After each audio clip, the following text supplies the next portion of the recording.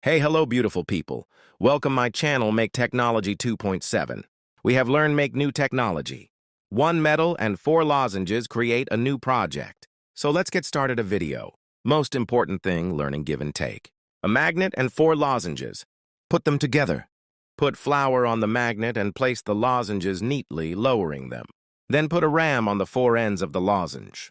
The ram should be well made to attach the wire. Use a magnetic fish to pull out the wire on both sides and attach it neatly to the four heads of ram. Most important video, and without electricity.